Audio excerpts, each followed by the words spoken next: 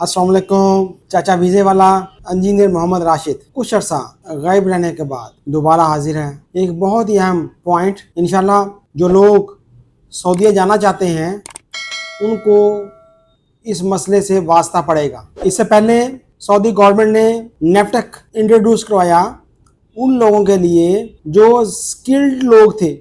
Skilled से मुराद ये है कि वेल्डर है, मैकेनिक है, वर्कशॉप लेबर हैं, कारपेंटर है, मैसन है, ड्राइवर है, ऑपरेटर है, सब के लिए नेफ्टेक टेस्ट लाजमी करार दिया गया और फिर उस सर्टिफिकेट की बेस पर वीज़ा लगता था।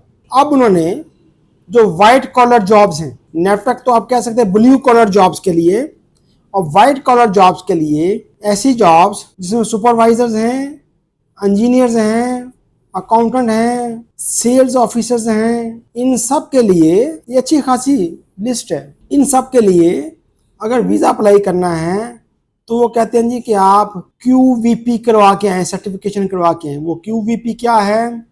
Quality verification programme.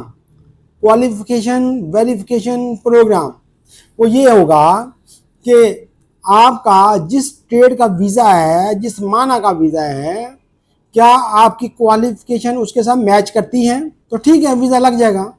उन्होंने एक इलादा इदारा बना दिया है कि उन्होंने एक वेबसाइट के ऊपर जाकर अपनी एजुकेशन सर्टिफिकेट्स वो अपलोड करेंगे, उनको बताएंगे कि ये वीज़े का मायना है, ठीक है। इसके बाद आपका नाम, पासपोर्ट नंबर, सारी इन्फॉर्मेशन आप वहाँ पे अपलोड करेंगे। उसके बाद उनकी रिक्वायर्ड फीस जो है वो आप अदा करेंगे तो वो आपको वेरीफाई कर देंगे कि अगर आपकी क्वालिफिकेशन दिए गए वीज़ा ट्रेड के मुताबिक मैच करती हैं तो आपको कह देंगे जी ठीक है, you are verified for this job, otherwise आप अप्लाई नहीं कर सकते, ठीक है। अब वो काम, अच्छा, इसमें आपके एक्सपीरियंस सर्टिफिकेट्स भी शामिल होंगे।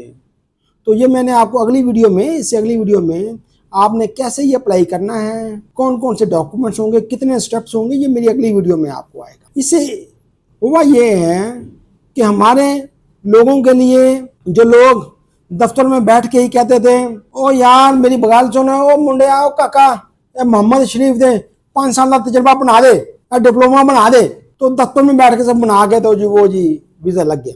अब नहीं होगा, अब नहीं होगा। अब मैं आपसे रिक्वेस्ट करता हूँ, कोई भी कैंडिडेट अपनी जेली तलीमी सनद अपलोड ना करे, फंस जाएंगे, ब्लैक लिस्ट हो जाएंगे। कोई एक्स्ट्रा एक्सपीरियंस सर्टिफिकेट जो आपने काम नहीं किसी जगह किया हुआ, तो अगर उनका हक बनेगा कि वो उस मुतल्लिका इदारे को फ़ोन करके पूछें कि ये बंदा आपके पास रहा है, अगर नहीं रहा तो आप ब्लैक लिस्ट हो जाएंगे। तो ये आपने बड़ी एहतियात करनी है, कोई गलत इन्फॉर्मेशन वहाँ पे अपलोड नहीं करनी, नहीं तो फंस जाएंगे।